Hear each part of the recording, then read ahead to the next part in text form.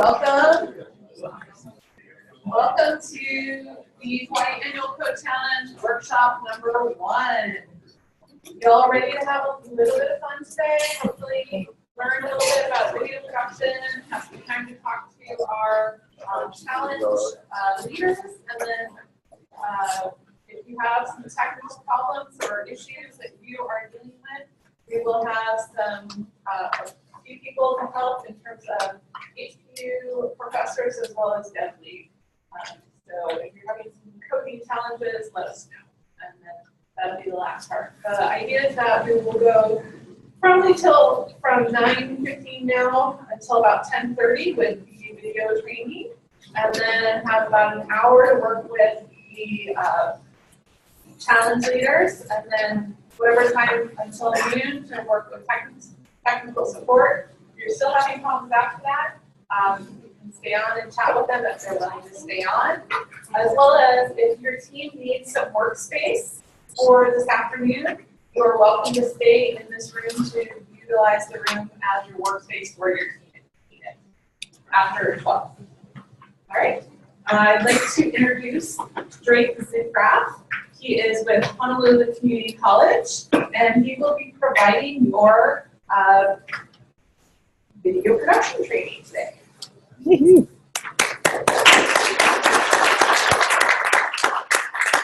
All right, welcome everybody.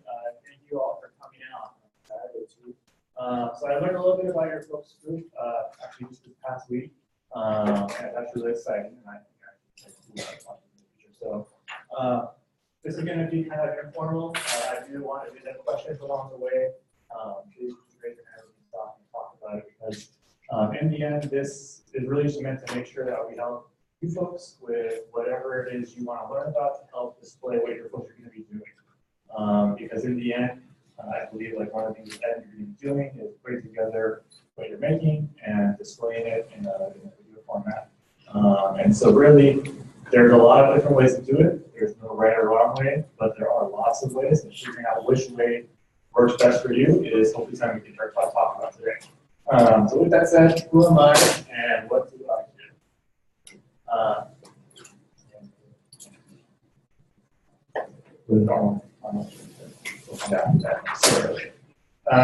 I'm an educator at Honolulu Community College. I work as an academic counselor and instructor. Most of the time, I'm actually not in a classroom. I am doing work, direction work with students, but I do work as an instructor as well. I'm always undercaffeinated. It is early, and so bear with me because that means that I'm actually undercaffeinated. I'm also possibly the former owner of a presentation remote. I put this in here because I was looking for a presentation remote this morning. I couldn't find it. Luckily, for everyone here. So this is awkward, that's all it's going to be, and I am in need of more caffeine. So I need to take a break every now and then to replenish.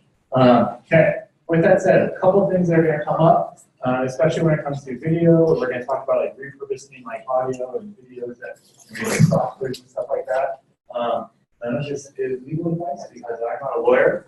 I have gone through many copyright workshops because in education, we want to make sure we can provide educational materials.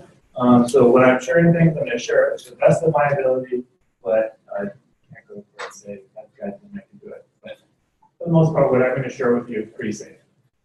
So to get started, we're going to watch a really cute video.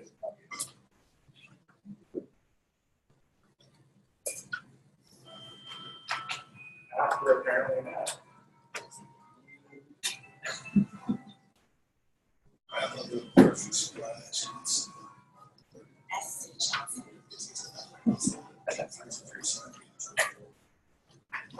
Right, hold on.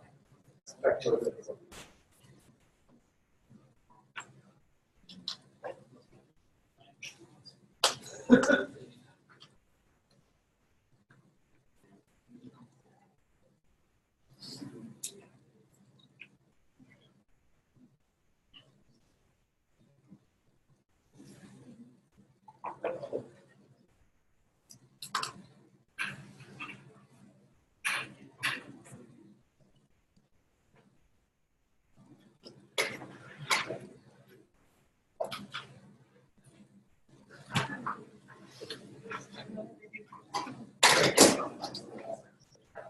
Okay, so maybe she might not find nice, so we're going to put it over the speaker. Just bear with me for a second.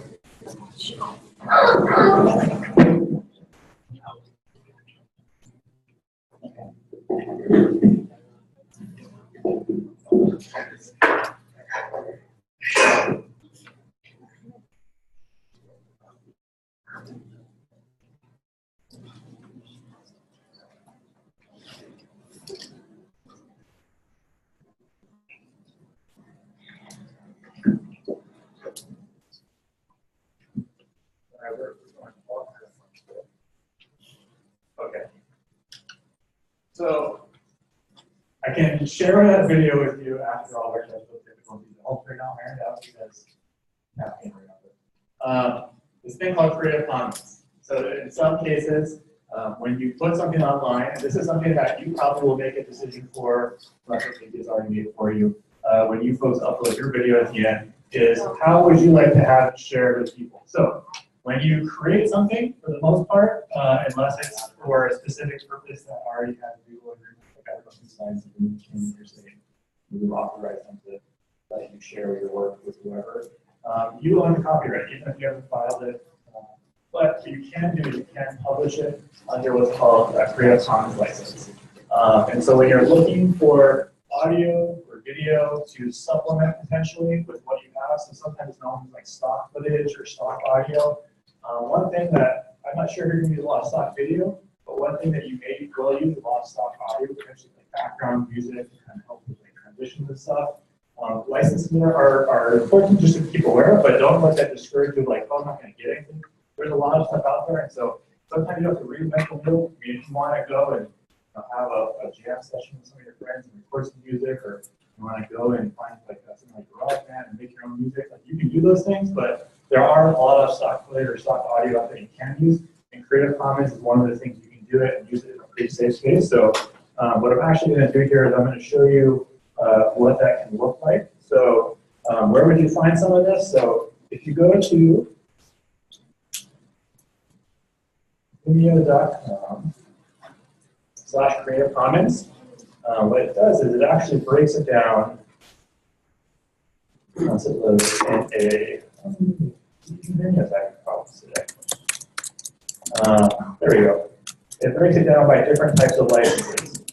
So if you notice on the side over here, it has under like attribution license, share alike license. So on the side, it gives a little bit of a definition of what each of these means. So for example, with attribution, a lot of times you can use it as long as you are reciting that where you took it from. There's some where it can be for similar purposes or non-commercial use. So this isn't going to be something that you're going to be using for commercial purposes. And at the bottom, public domain. So basically, and a lot of times in these licenses, it's free to share and edit and modify. That's the other thing too to sure that keep in mind that some of them you can copy, some of them you can edit, some of them you can modify. There's also a feature within YouTube. So if you want to know why it was okay to share those puppies, you can go into puppies. Go ahead and type these harder it seems. And then you click on filter. You'll see there email on the side there. It has a Creative Commons features you can filter by. And so that's just some of the ways to look for things. If you're going to go, there's actually a Creative Commons website. They have a lot of links, especially if you're looking for audio, sound effects. That's a really big one. Let's say, for example, that you wanted to get a glass breaking sound for a feature. That could potentially be something that you could get through a Creative Commons license that you wouldn't need to create yourself by breaking some glass and having to worry about someone suing you. We're waking up good there. Any questions about kind of the basics? That's kind of all I'm going to go over as far as copyright. I just want to make sure I kind of put that out there to get started when we're using something. Any questions? Okay. Okay, so going back to our presentation. So appeals to the senses. So when you're going to be making a video, what makes a good video? A lot of times kind of has a couple things to deal with. So everyone, you have your hearing, you have your seeing, you have your mental, your thinking process. So, you know, if it's something that you're passionate about, make sure that passion comes through. Don't be afraid to hold it back. You know, one of the things that I look at is like video storytelling. And this isn't necessarily, you're making a video, it's not just to serve the purpose of, okay, I have this thing, here it is.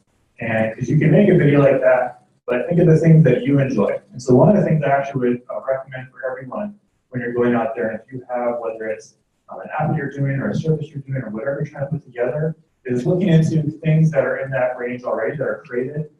So let's say, for example, if hobbies, the Humane Society, what are some videos that you see out there that other places have done? What are things that have been selling points that you like, that you want to use in your own video? What things you didn't like? And when I go with like the hearing and the video and the hearing and the seeing, there's a couple of my non-scientific hierarchy of video. And here, Maslow's hierarchy of needs. Yeah. So that one's scientific. They went through all the study. This is just what I came up with a couple days ago. On the foundation is audio. And the reason why I put that, you can have a non-audio video, that's fine. If that was what you're going for, go for it. But the movie here is like watched a movie before and it was on, couldn't really hear it. I don't watch this anymore. And yeah, my wife, like if it doesn't go high enough, she's like, oh, turn around, watch. And it can really be something that deters people. And it can be something too where when you're going out and you're making your audio and then you're playing it, and let's say that someone's listening and they,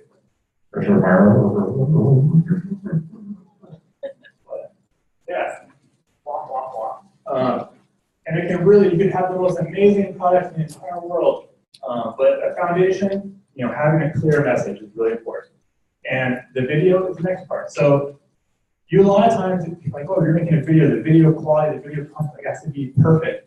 And it's great to have it, but sometimes, like, if you can't even get people to go through it, if they can't hear it, that can be a turn off. And the same thing with hearing that I want to share too, is I should have put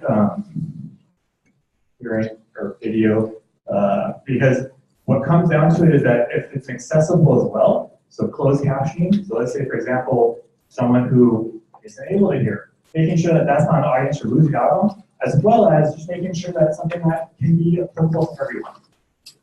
And what's really cool nowadays, and actually this is a feature, I think I looked on the folks' website, the videos that got uploaded went to YouTube, and YouTube does have some ways that they can automatically do closed captioning for you, but that's something to kind of keep in mind as you go through. The video quality, you're going to want to make sure that it's at least consistent, and we'll talk about that a little bit more in a bit.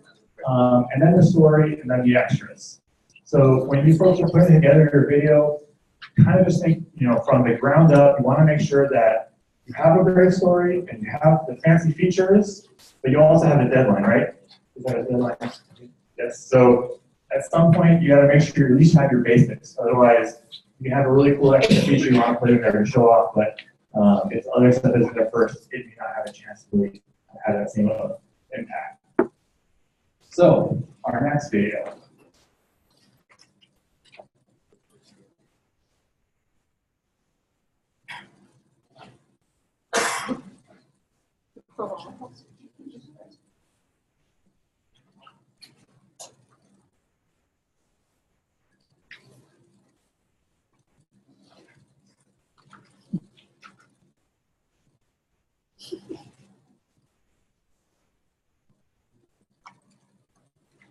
All right, we can watch that all day. Okay.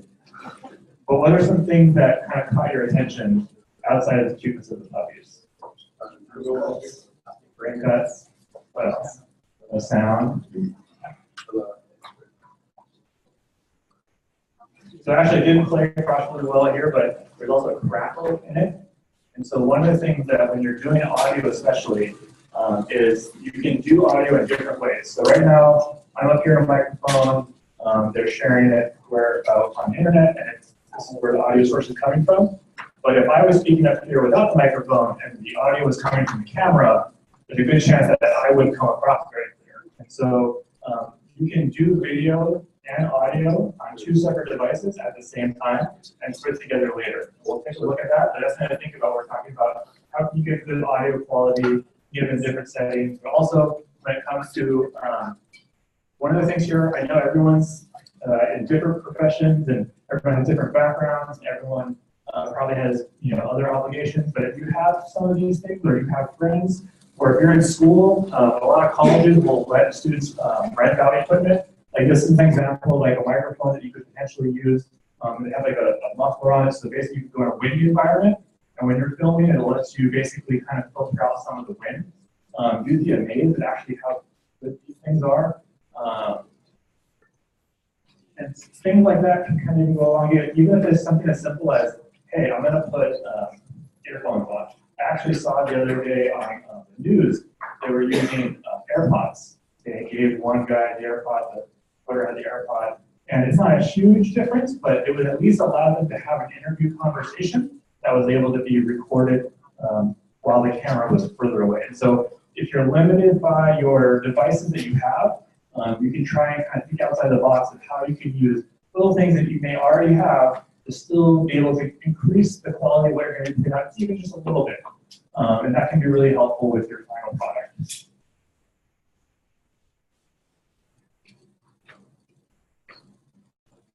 All right, so yeah, free stuff that you have, phones, headphones, computer, webcam, something you can borrow. How many students, how many college students are you in? Oh, cool, yeah. So definitely your folks' student activities offices, check in and see if you can either borrow or rent some of that stuff. A lot of times they have media labs too, where there's going to be some of the paid stuff that we're talking about that you can use for free. And so if you're in a group, you know, that's something too to talk about when you're thinking like, hey, who's going to do what? You know, who can get access to certain things? You know, that's part of teamwork. You don't all have to have access to it, but if all together you can get access to these things, then it can really help. But yeah, USB microphones, clip-on microphones, camera microphones, and it doesn't even have to be super expensive. The other day I got, I think it was from Best Buy, a $10 clip-on microphone because we were doing some student interviews. That was even an amazing difference. And so it all adds up. Okay, so audio editing. So when I talked about doing video editing, audio editing, you can do it in separate parts. There's some really good free stuff. I only listed just one thing here. Has anyone ever used Audacity before? That's cool. It's free. It pretty much gets the job into what you would need. I'm not going to go into too much of the audio editing stuff because for the most part, as long as you can get access to be able to shorten clips, make additional clips, you do have some of the background stuff that some of these simple things can do, that's going to be good. It doesn't have to be amazing. Honestly, the audio part, a lot of times it's on the capture that's the biggest part for you. If you can capture the audio in a crisp way, then you're going to, it's more going to be cutting for time, cutting for things like that. But I will say, for free, Audacity stuff, it gets the job done. Okay, here's our next animal.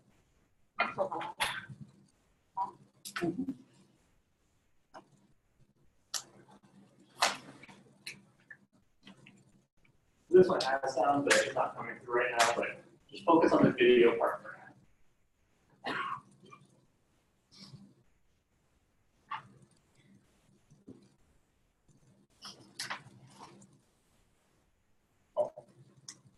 Okay, what are some things you folks notice about this one? Vertical view, yeah.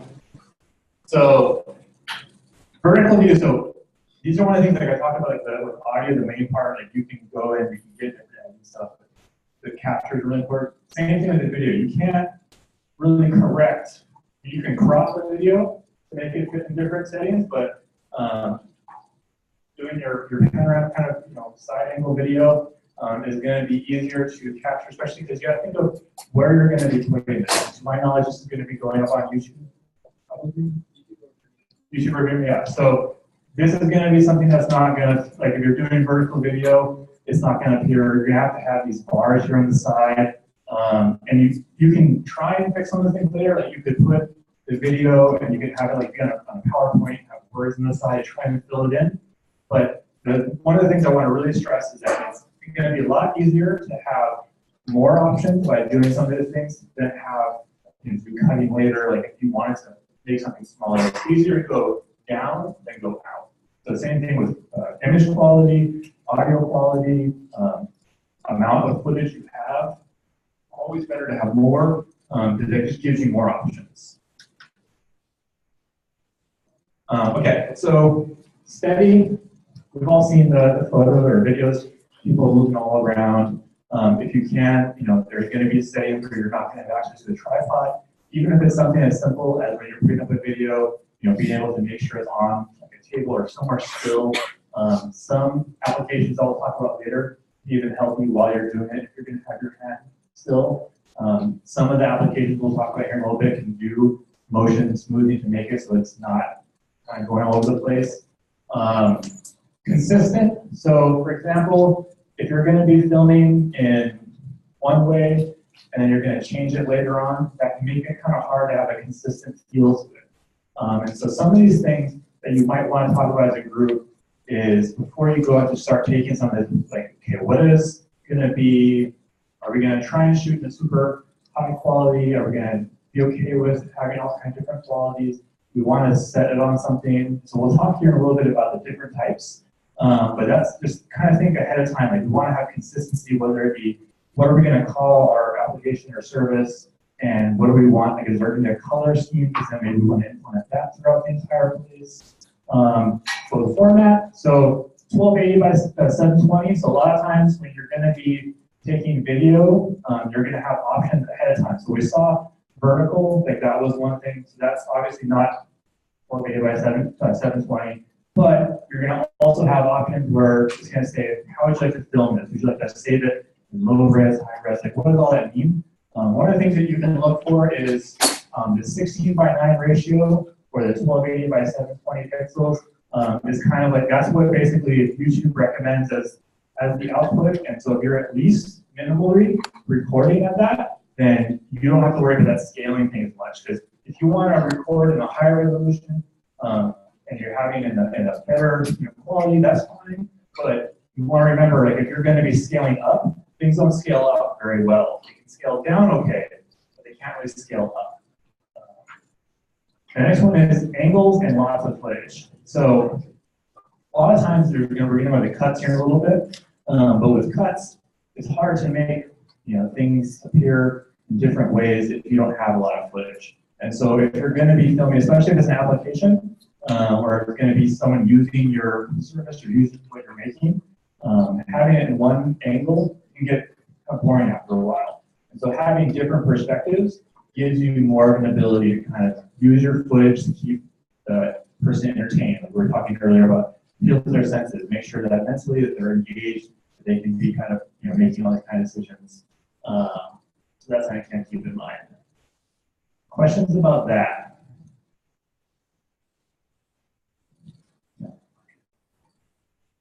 All right, so video capture. I'm going to show a couple things here on my phone. Hopefully this one works.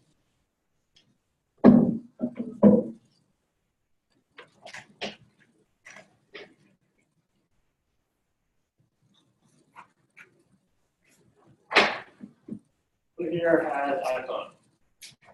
Okay. Sorry, I'm going to be using these people to iPhone, but I'm pretty sure it's pretty similar to Android. Okay, cool. All right, so if you go into settings, and then you go into camera, you see here where there's actually some options that you have. So these are some of the things that when you're going to be capturing video, you can adjust it to be at a higher rate if you want. And it does list on the bottom like kind of how much space you'd be using up. But again, this is kind of like what we were talking about, where it's easier to go up or down than up. And so, for example, if you were recording at lower than 1080, it can be something that it would be hard. Say, for example, one person's doing everything in 720 and one person's doing everything in 4K. It can kind of create some inconsistencies. So that's just the kind of basic stuff. One of the applications that I'm going to mention here is called Filmic. What this application does is it gives you video, but when you click on here, you see how there are different settings. So you can click on audio, and you can adjust which audio you can use as a Bluetooth microphone if you want to, and which of the iPhone speakers you want to use. But also here, It'll give you the frame rate, you can adjust that, the resolution. So for example, you want to make sure that you're doing 16:9, but also you have the ability to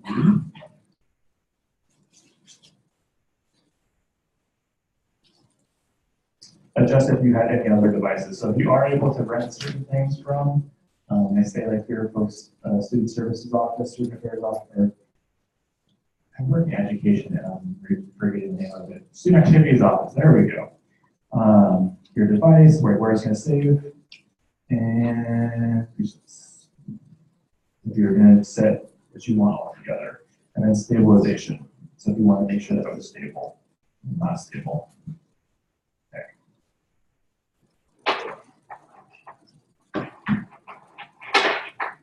There's a lot of options here.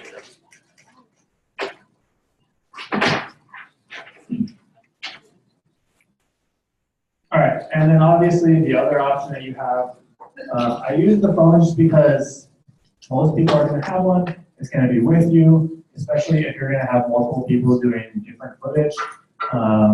If you have a camera, obviously that's another option, but same thing. You're going to want to make sure that if someone has a fancy camera and you're going to have a bunch of other people who are going to be doing things on their phone, again, you want to try and come up with ahead of time what is going to be our format that we're going to use so that we can try and be on the same page so we can create a consistent message. Okay, so now we're going to get to cuts. So cuts are basically a fancy way of saying different types of transitions. So like a jump cut.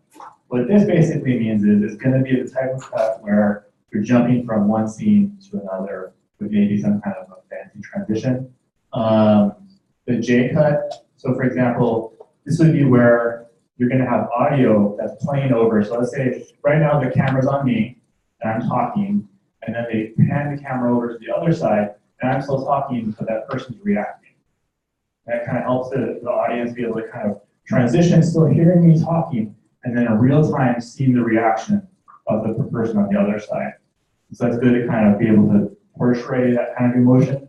The video cut could be the opposite way, where the video cut is going over before the audio, and that's kind of the exact opposite way, and then cut on action. Every see those action scenes where someone is throwing the punch, and the punch is where the cut happens.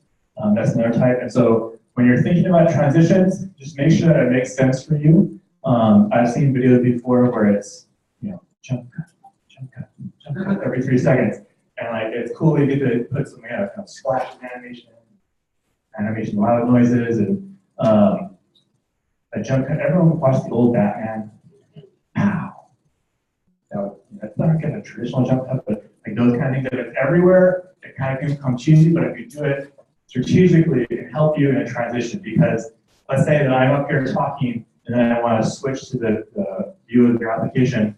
Sometimes it can be hard to just kind of be like, I'm talking, and then it's kind of rough. And so you can use audio transitions for that too, but it's something you just want to keep in mind. There are different ways to do it, and there's no right or wrong way for any situation, but you can kind of see how you like it and talk as a group. Another thing I want to share, so there's a lot of different resources out there. If you were like, hey, I forget what type of cuts they are, what that looks like, what that means. I can't show all the fancy views here, but YouTube has a lot of amazing resources of people who, have hours and hours of content of different types of cuts and how to do it. And I only have another half an hour, so we're not going to go over all the details, but just know that there are a lot of resources out there if you're not sure.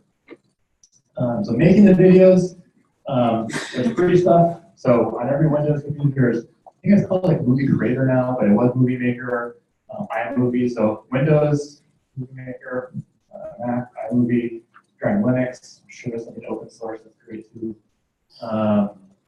Paid stuff, Adobe Premiere, Apple Final Cut. I'm not going to really make recommendations because for the most part, creating a sample video, you're going to get a good output regardless. Some of the paid ones, you can get higher resolution at the end. But for the most part, you're going to be okay going with the free option if you wanted to. The one thing I will say is that If anyone is in school and has access to like free Adobe accounts that some schools have, the Premiere Rush one that just came out like a month ago or so. Pretty cool, it's pretty easy to work with. If that's something that is appealing to the group, it's something to look into. It's actually made specifically for kind of mobile video creation. Just things to think about. As far as getting started with the software, I will say that video creation software can be a little intimidating. It's not the simplest stuff to work with. The biggest thing I want to share is it's easier, again, to have lots of footage to be able to play with than give you options than it's going to be to sit down and try and make a masterpiece out of one long clip. It's actually something that in the movies, if you even think about it, you're like, oh, movies are so long. A lot of times those are made of thousands and thousands of cuts together, little clips together. Very seldomly will you see, and sometimes even a big story, if you see a scene that goes for more than a minute long. And so those are just some things to kind of keep in mind. But one of the things that's going to be especially pertinent to this group is going to be screen recording. Because a lot of times what your folks are going to be doing is demonstrating software you're going to be making potentially. And so a lot of times that's going to be things that are going to be on the screen. These are the free options. Surprisingly, so I'm not primarily on Windows, but this past couple of days I was like, hey, I'm going to go grab a Windows computer and figure out how to do some screen recording. And the one that was easiest for me to use was PowerPoint for some reason. And it's actually decent, so that's something to keep in mind. On Mac, the built-in Mac OS, you can just go, I think it's Shift Apple 5 now, and it gives you the option that you see here where it pops up. You can adjust your screen, like the area that you're recording in. If you click on options, you can set a timer where you want to save to, and then also you can record the entire screen, the selected portion.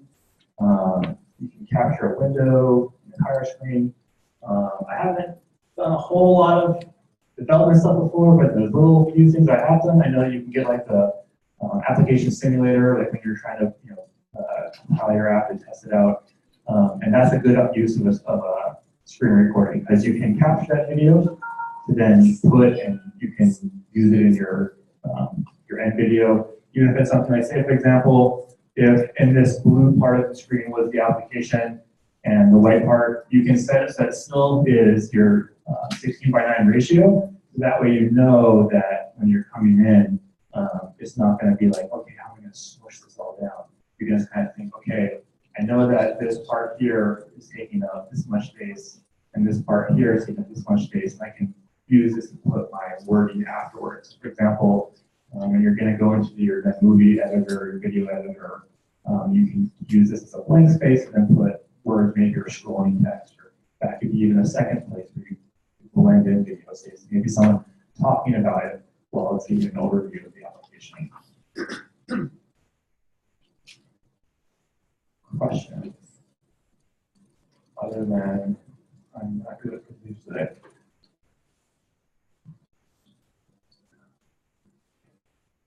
All right, now the story. You guys are all doing some cool stuff. You're going to have this amazing thing at the end. We've covered the foundation stuff, the audio, the video. How are you going to portray this? So storytelling is interesting because it can have many different elements, it can have many different features, but in the end, it goes back to like the whole thing about the mental side of appealing to someone's senses. What is going to make this engaging? What is going to make this something that someone would want to look into and you'd be happy to share? And it kind of goes back to our basics of what we learned like in elementary school, like who, what, where, when, why. Who are the characters? Who is the audience? And the audience, I think, is what you really want to stress on, especially when it comes to when you're making this. This is something you might have already thought about when you're coming up with your folks, program, your folks project. Is who is this for? Who's going to use it? I'm not going to talk a lot about the finite details of code that went into this. If it's an application to help my mom figure out how to not forget her keys. I'm going to talk more about the actual thing that she's going to benefit from not forgetting her keys. who are the characters that you're going to be telling a story. So this can be something where you're presenting a story. So it could be someone starts and their life has changed because they didn't forget their keys, whatever it is you're going to be doing. Or I can just be saying, this is our product, this is what we created, and these are the features and these are the benefits. Neither is right or wrong. It's just what you folks want to choose. Do you want to tell a story? Do you want to explain a thing that you've created? You know, what does you want to do? And if it could be something that if you were creating something that was meant more for a developer or for someone who wanted to know technical details, maybe it might be more important to go over the details of what you're creating. So knowing your audience is important. But what is it about? What are you trying to show? Are you trying to have someone learn? What is the thing that you have? Where is it? Is it something you get online? Is it an app or a service? Is it that's going to benefit them when they're out and about? Is it something that going to benefit them at home? Where are you going to be shooting the footage? And when? Is it something that's going to benefit them now, in the future? When should this thing be used? And then why? You know, what is the purpose? And then why should someone care? This sounds really hard. And it's something that when I wrote it down, I was like, I don't care. I just feel like I started working at this thing. But we know that if we went somewhere and someone said, hey, check out this thing, like, and come back and like, hey, what is this going to do for me? Why should I care about this? And there's a whole bunch of studies. This is something in education that I focus on a lot because in education, I'm trying to help students succeed. And I know all these things that I got, I want people to learn about this. It's going to help them, get their degree and still want to do great things. But no one listens to me. But it's not because they don't want to do it. It's like, how can I help them early on figure out that this is something that they want to watch? This is something that they're going to be interested in. So sometimes it's great to have like the long lead in or to do this slow play, but sometimes too, it's going back to knowing our audience, knowing what we have. If we only have a short period of time, we got to get to the point kind of quick to be able to be like, hey, this is where you're going to want to pay attention. This is where you're going to want to keep sticking with it. And all these things are not to say that these are easy to come up with right away, but it's things early on as a group that you want to make sure that you have thought about, talked about, because in that way, when you're going out to get footage, to get audio, again, it's easy to bring down the amount of stuff you have, but if you get to like one day before and you're like, oh my God, we got to create all this additional footage because we realize that what we want to share is not what we have. We have all this other video, all this other audio. And so even if it's like, we have two potential ideas or two potential stories we want to tell, it might be better to start recording on both fronts and then bring it down than it would be to change too late. Questions, thoughts? All right, so the story arc. It can come in all kinds of different ways. There can be different characters, different timelines, or it could even be just, this is when we're going to introduce different parts of the application. And it looks like a project management tool because it's kind of where I took it from. But it's just the idea that it can be in different places, but it's good as a group to know where everything is going. It can be the sort of like, we're going to start here, we're going to get here, things along like the rainbow, it could be that too. But it's good to know as a group going into it, like what do we want to do? Because then that helps you make sure that you're using your time wisely, getting the right footage, going out to do the right projects. Sometimes what's really good, and something that in the creative group especially, you're gonna have a bunch of ideas and they're all gonna sound cool. You're gonna do all of them, and you're gonna come to put it all together, and then it's gonna be like, none of it fits together. But individually, they're all really cool. Create like a story arc, create like a layout kind of helps you make sure that all the elements fit together so that you can go out and put them together. Because again, you guys have a deadline, and it's, trust me, I want to edit and edit and edit and edit and edit, but like you guys have the deadline, you know what it is, you create your story, give you the opportunity to say, these are good ideas, but we're going to focus on this one or this one. Kind of come down. I mean, I'm sure you folks are already dealing with that, coming up with your project, coming up with user interfaces, coming up with all that stuff. So it can even be part of that, part of what you're doing. I mean, I went back to the beginning of what I was sharing. Like, people want to, learn or people are going to be captivated. It's something you're passionate about. And so if you have good user intentions in mind with what you're doing from the beginning, it's going to be a lot easier. And just remembering like why you're doing what you're doing and making sure that that comes across so that it can engage people. Unless it's a very mean message of what you're doing. In that case,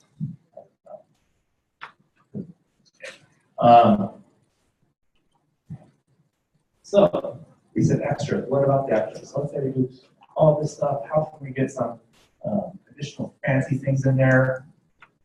So animations. I'm going to give you a quick couple of different ideas with animations. Here's one.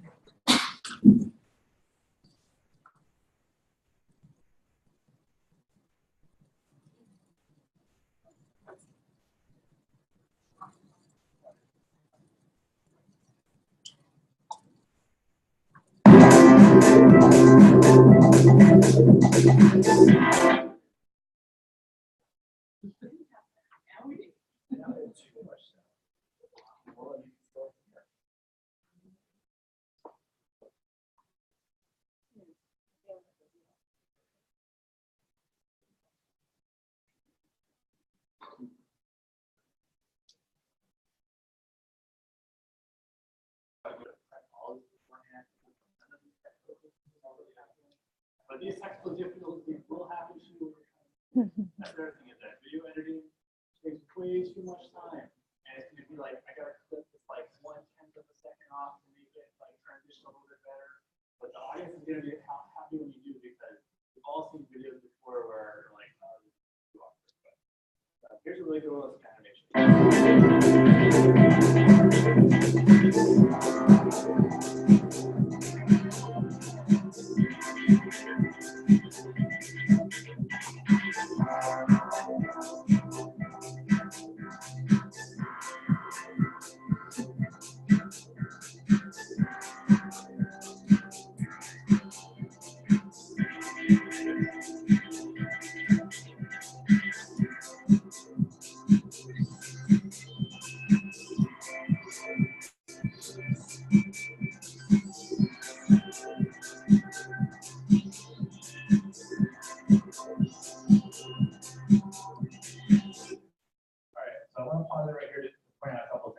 See a couple of different types of animations. So you see the outline of the dog. It's a really cool feature, and it's really not that hard to do, but you're going to need something like an Adobe like create thing. And so if you don't have that, just from the get-go, think, okay, we're going to focus on strategic things. The names floating in, the pausing of the thing, or the name floats in, those you can do with free stuff. So you can still do cool stuff with free stuff. The extra fancy stuff, just it's okay. You can't do it, you still make amazing stuff. But when you're thinking like, what are some of the things that we can do? What are some of the elements? Like, these are some of the things that you can do. One more here.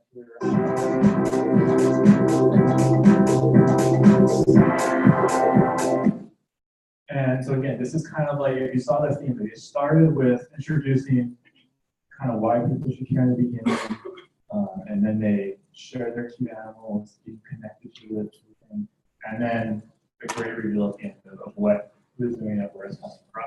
And so their kind of story arc was saying, hey, care about animals, here's some cute animals, get you attached, and here's what we're going to do, what we want, and then when you come up, run for hope.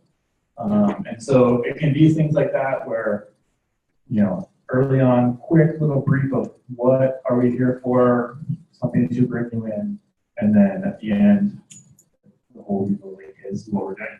That's one way of doing it. And so when I was mentioning about how some of these things you can do animations with,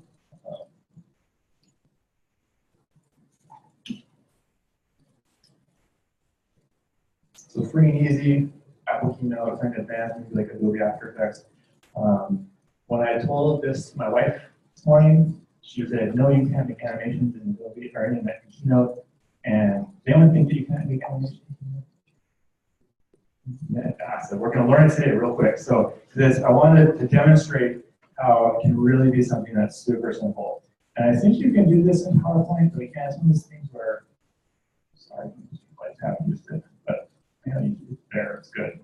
Okay, so I'm just going to create a new slide, and it's going to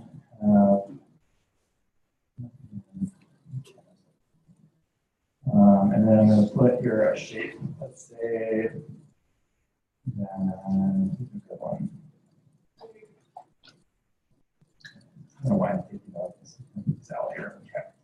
I got my owl up here at the top, and then if you click on the owl, you're going to notice on the top right up here, it just says right there, animate. And okay, how complicated is this going to be? I'm going to action. I'm going to add an effect. I want to move my owl. And it shows you a demonstration, so let's say I'm having my owl go here. And then I want my owl to rotate. And then I want him to move again. And then when I do it, and then I play it all together. Okay, but it helps. And moves. So, but I mean, that's just random. You think like, well, most cute, and then doing that. Obviously, if you spent more time, you had a purpose for what you wanted the animation to do. It shows you it's a quick, simple way to create a basic animation. So you're thinking of like, hey, how am I going to get an overlay? So what you can do is in your video editor, you have your film, and it can be something that is in the background. And in the front, you'd have your name that slides across, essentially. That's how you could do a free version of making your name flying or something like that. And a lot of times, like some of the video stuff, like in the iMovie, I think you can do something already.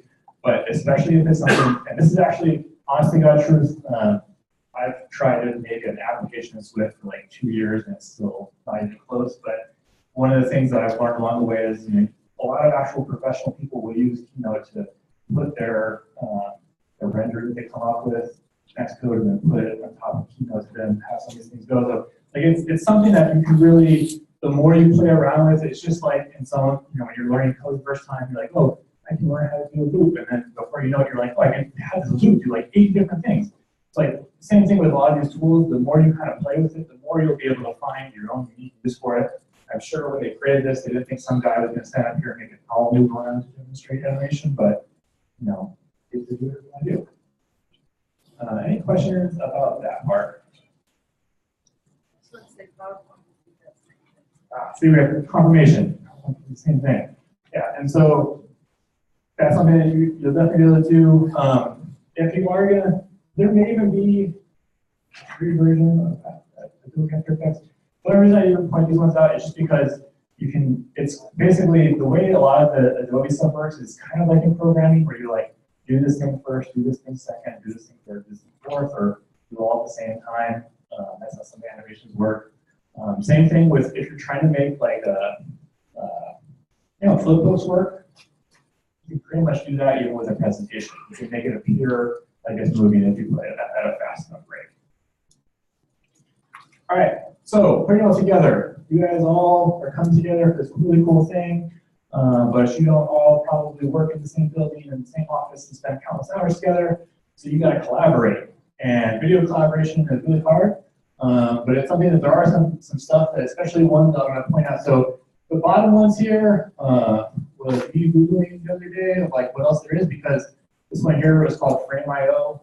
They have a free plan. You can upload stuff. You can make comments just like in Google Docs. Like, so let's say like 30 seconds in, hey, I noticed that the audio kind of blends into a little extra, like someone's still talking when the scene cuts. And so video editing collaboratively is really hard. Even for like professional tools and professional stuff, it's not like, you can just be like in Google Docs, you're like, oh, I'm going to delete this and someone above me is going to still be working. It's a lot of times it's someone uploads, someone downloads, and re-uploads, downloads, re-uploads. And so having something like that where you can kind of go in and collaboratively comment can really make it easier to make sure everyone's on the same page with the video, because it is not an easy thing to do collaboratively, but it's something that you can kind of go in everyone their own time, be like, hey, I just posted an updated version. You guys get back to me by Tuesday and say, you know, if you notice anything, someone can be assigned to go in and make those edits and then re-upload. It's basically like proofreading, but in a collaborative way for video. Again, I haven't used these three. They seem like they get good reviews. As long as your video is not huge, it should be fine with the free Frame.io one. And it really is super, super helpful working in a group. And even if it's something too where you're just like, hey, mom, can you take a look at this? And let me know if it makes sense to you, or maybe your intended audience. You do some really early on customer analysis, customer surveys. And if someone's like, what is it you're trying to sell me again? Again, we can kind of tell you, especially if there's like 4 of us in a group and we're all really sold on it, think it's awesome, and then share it with someone, they're like, why should I hear it? Okay, let's go back to that. Let's see. So the other thing I will say, video rendering somehow is like the most computer processing consumption thing in the entire world. It took me one time to export like a 3-minute video, like hour on my computer. If someone in the group has a computer with super high RAM, call and told them to be the one who compiles your video. The other reason too is that you can also have it in a higher resolution a lot of times. Some computers, especially if it's only going to be about 4 gigabytes of RAM, they may not even be able to output a high enough resolution video. Also, I one time was a broke college student. I'm still not very well off, but I'm no longer a college student. The Apple Store, you can go with a USB drive and you can use Final Cut Pro. You can use an iMac Pro, and they are fully open and willing to let you do it. And even if you have a question about it, they will help you. I'm serious. You can even go in and ask them, like, is it cool if I edit my video on your fancy iMac Pro? And they will say, yes, it's fine. So, not the worst thing in the world. You guys want to have get a coffee, go into the Apple Store, work on new projects? I actually did that for a project. They were really cool with it. It's part of it's in their whole thing. But yeah, so if processing power is an issue, that is one workaround around it. And you can use the Pro Tools, like, you know, if you need to do certain things. Apple has something called Motion that you can use. That's free on there. They have it installed already on their computers. All right, with that said, questions?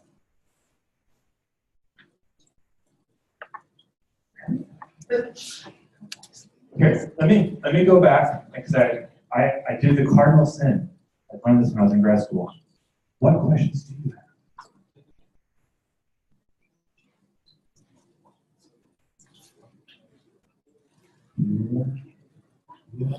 I got a couple last words.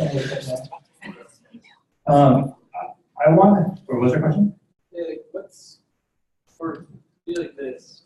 How long would be too long-ish?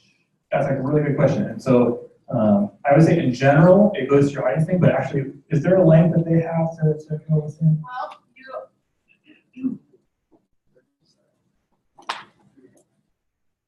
okay, so we have a record number of teams entered this year. It will be max. Yes, we had 35 teams enter this year.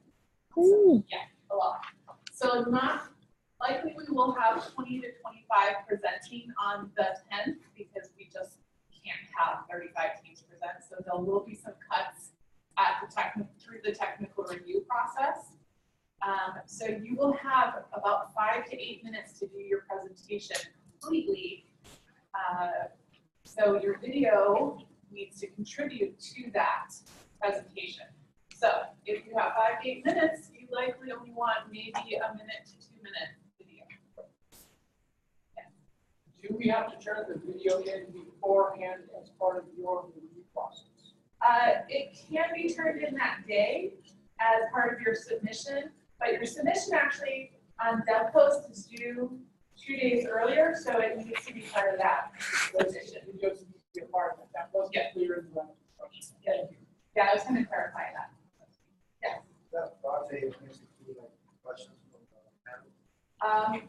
We typically don't do questions that much, so if the judges are dying to ask a question, it'll be in addition to the 5 minutes. Was there? Okay.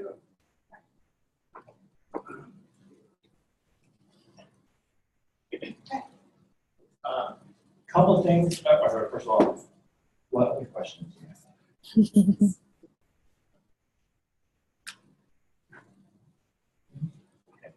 have?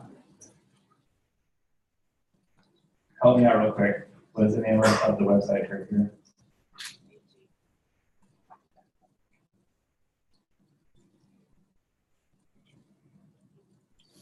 I was debating doing this or not because I don't like to kind of filter in people's minds of things in which other people have done before because they can just limit creativity. And so I'm not going to actually show the videos. But if you want to, you can click on past events and see what other people have done. Here's the final link. I do want to say, I think there really is something to not doing it. And that's a philosophical thing. If you want to go like, I think I want to know what other people have done before, I want to see if I'm on the right track, go for it. But if you're like, I don't want to have someone put an image in my mind, I'm like, I got to do this. So you know it's there, if you want to check it out. I would say is that go look at movies, go look at film, go look at things that you have enjoyed personally, and look at some of the things that they have done there, and identify things that you like, things that you have connected with. Because you'd really be surprised of how much little details go into some of those things that you may not have noticed at first. One of the people who I was helping out the other day, they shared with me this video, and it was about this amazing story, and they had people's names on the bottom, the transitions, like showed up their name, and they had transition footage and everything, but there was no background audio, and it just sounded really just kind of flat. And so when they put in some background audio, even if it's just like really at a soft level, and so it's taking different levels of audio clips. So let's say, for example, in one of the applications you could be using to, actually, I feel horrible because I feel like I'm doing that promotional stuff here, but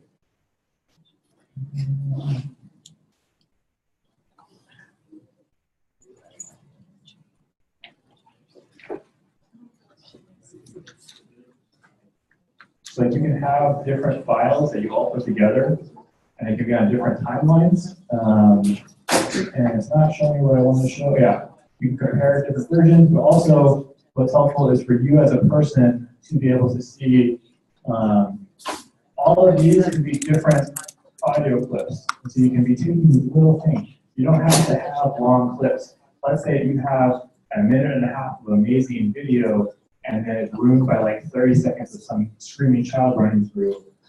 Maybe we just take the screaming audio, we detach the audio from the video, and we put in something else over there. And so when you import a clip, that's something you have the option of this, is you can import it together, and then in most video editing software, right click or something, you can go, you can detach the audio from the video, so you can be able to have both. And that's one way you kind of get around having amazing something that gets ruined by something unintentional. And so those are things to keep in mind. I always just say, like, even if you have a shot that you feel like, that wasn't as good, you can do a second one. Don't delete the first one. Just, maybe there was 1 second in the beginning, you're like, I can have that, I can have this. This can get really storage consumption really, really fast. If you have a USB drive to put it on, our college students, most of you have access to like almost unlimited storage from your college. Just upload everything and share it as a doc or something. People have resources, people. Those kind of things, because really the more you have, the easier it'll be to put something together that you really like. But just keep in mind, again, you have a deadline. These things take a lot of time because all of these small little clips then taken and put together make a really great thing, but it is super time consuming. And so if you're splitting out work and you're like, this guy hasn't done any code for like last week, but they've done all the video editing, trust me, they've done a lot of work. And so when you're thinking about delegating work and someone can get assigned to video editing or audio editing, whatever, it is a big task. I don't take it on, I don't understand that. But it is actually cool. So that's some of that. Other questions, thoughts, concerns?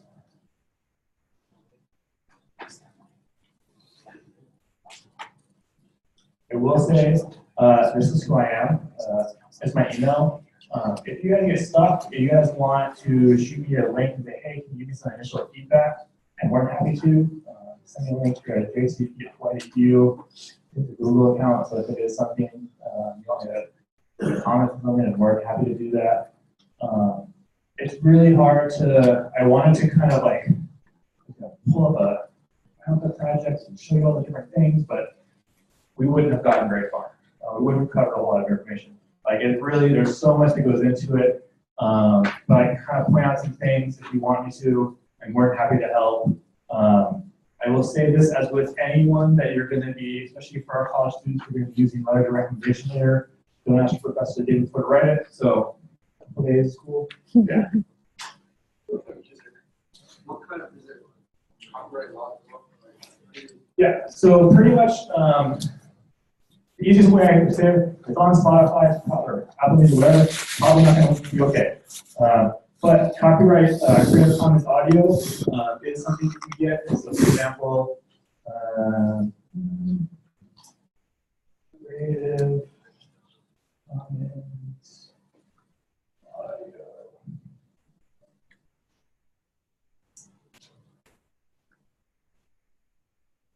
And so this is where copyright is really fun, because if you want to ask me like what year can I use copyright things, it depends. There's a whole flow chart, and long story short, Share made it even more complicated a handful of years ago, and so now it's like no one really knows. There was actually a lawyer who came to talk to us about this like a month ago, and it was just like, nightmare. Okay. You buy a song, you own the ability to listen to it. That's it. Yes. And even then, you kind of don't really. It's kind of complicated. You'd be amazed. So a big deal that just passed like a couple of days ago was that you can repair your own computer. Gives you an idea of creative intellectual property. Yeah, kind of crazy.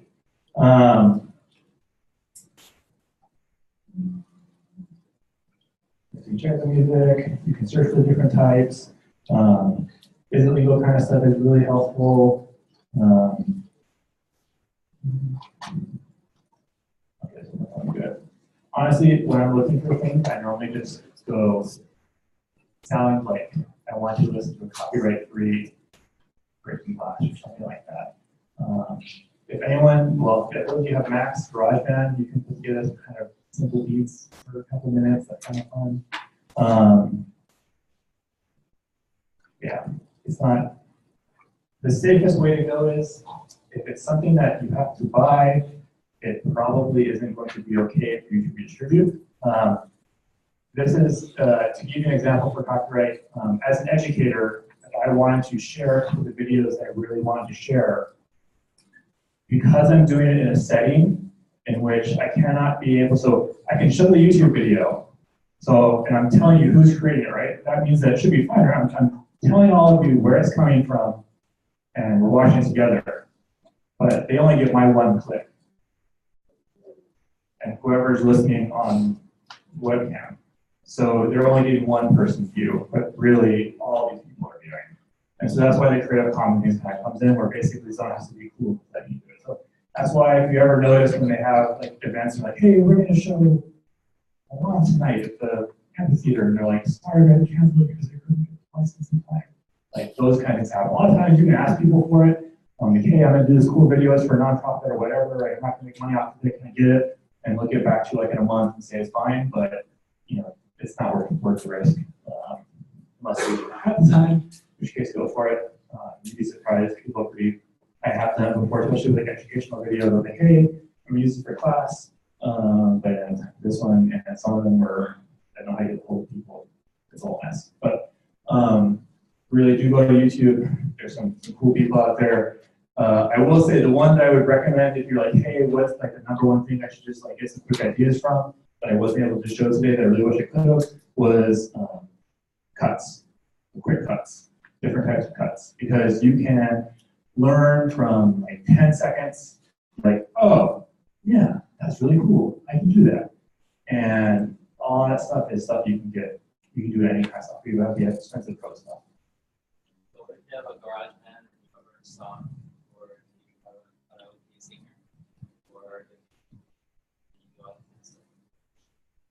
in some cases.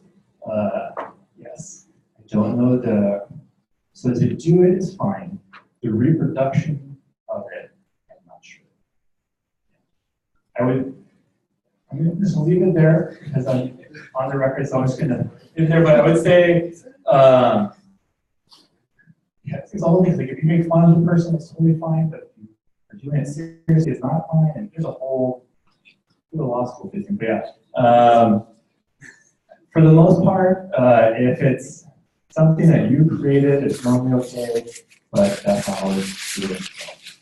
That's why I started with a novel where it's not really way it gets very quick, especially with creative things. Yeah, but more or less, if you are creative from where you're coming from, you're not going to do so much for most of the audience. It was all the cover and you did it, you'll be okay. Yeah. Other questions though?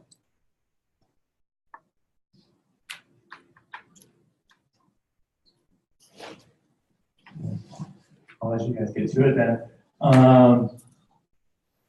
Yeah, if you guys want to reach out, I'm more than happy to help. It's a lot easier for me to kind of send you a specific email with certain things saying you should check out these things that can be helpful for your video. I don't think that's copyright illegal. So yeah, anyways, have a good rest of your folks Saturday. Have a good project. I look forward to seeing it all online later. So thank you guys.